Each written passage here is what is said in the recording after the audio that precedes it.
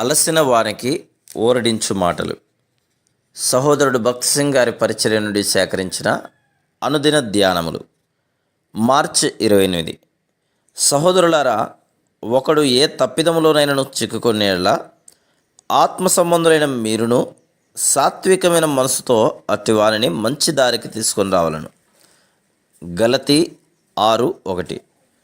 మనం వెనుకబడినప్పుడు దేవుడు మనల్ని క్షమించుటలో కనుపరిచిన మంచితనమును, కృపను మనం గ్రహించినలా మనము అదే స్థితిలో ఉన్న వారికి నిజమైన సహాయకులముగా ఉండగలం. వారు సాక్ష్యమును పాడు చేసుకున్నందుకు మనం వారిని కఠినముగా నిందించి ద్వేషించుటకు బదులు ప్రేమతో కూడిన జాలితో వారి నిమిత్తం కన్నీటితో ప్రార్థించగలము. ప్రేమతో, దీనత్వంతో వారి యుద్ధకు ఎట్లు పోవాలనో, ఎట్లు వారిని ప్రభు యుద్ధకు తిరిగి తీసుకొని రాగలమో నేర్చుకొనగలము. గలతీ 6:1-2. చాలా కుయుక్తితో కూడిన మార్గములలో సాతాను విశ్వాసుల జీవితములలో ఓటమి తీసుకుని వచ్చినట్లో అనుమానం లేదు. బలముగా శోధింపబడినప్పుడు అనేకులు పడిపోదురు. అప్పుడు వారు ఇతర విశ్వాసుల చేత నిందించబడి విడిచిపెట్టబడదురు. కొందరు వారిని ద్వేషించెదరు, అవిశ్వాసులు కూడా వారిని నిందించెదరు.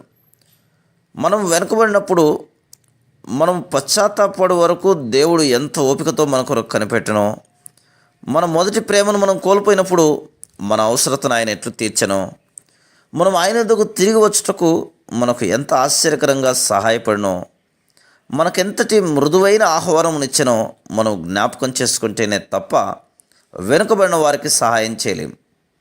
వారి కొరకు మనం కన్నీటితో ప్రార్థించగలం. వారు తిరిగి సమకూర్చబడుటకు ఏమి చేయగలమో అదంతయు చేయగలము.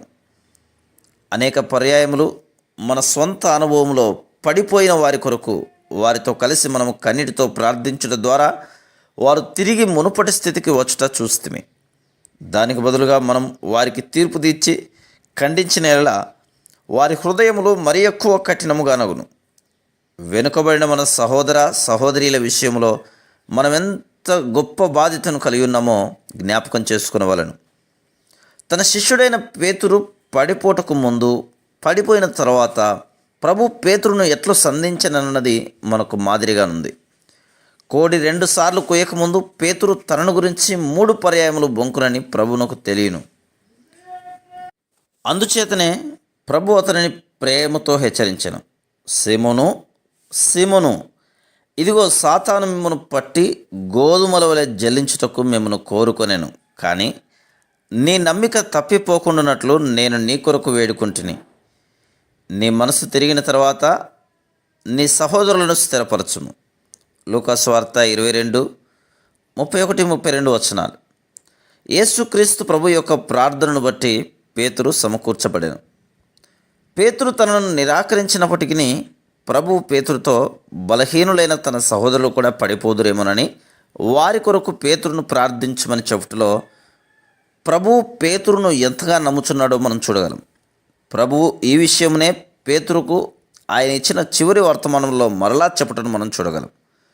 యోహాను సువార్త 21:15-17. ఆయన 3 సార్లు అతనితో, నా గొర్రె పిల్లలను మేపుము, నా గొర్రెలను కాయుము, మరలా నా గొర్రెలను మేపుము అని చెప్పాను. ఎవరైతే నూతనంగా జన్మించురో, ఎవరైతే క్రీస్తునందు చిన్నపిల్లలుగా ఉన్నారో వారిరువురు, మరియు ఎవరైతే విశ్వాసంలో బలహీనముగా ఉన్నారో, ఎవరైతే ఆత్మీయంగా ఎదుగుటలేదో వారు గొర్రె పిల్లల వంటి వారు గనుక వారిపై ఎక్కువ శ్రద్ధ వహించవలను, వారిని మోయవలను, బలపరచవలను. మనం బలహీనముగా ఉన్నప్పుడు మనల్ని ఆత్మీయంగా సమకూర్చుటకు ప్రభు వివిధ ప్రజలను మన సహాయార్థం ఉపయోగించుకొనెను. మన సహ విశ్వాసులు బలహీనంగా ఓడిపోయిన జీవితం జీవించుచున్నట్లు కనబడినలా వారిని ప్రార్థన, సహవాసము, కన్నీరు కార్చుట ద్వారా మనం వారిని పైకి లేవనెత్తుటకు సహాయపడవలను. కన్నీటితో విత్తువారు సంతోషగానముతో పంట కోసెదరు. Praise the lord.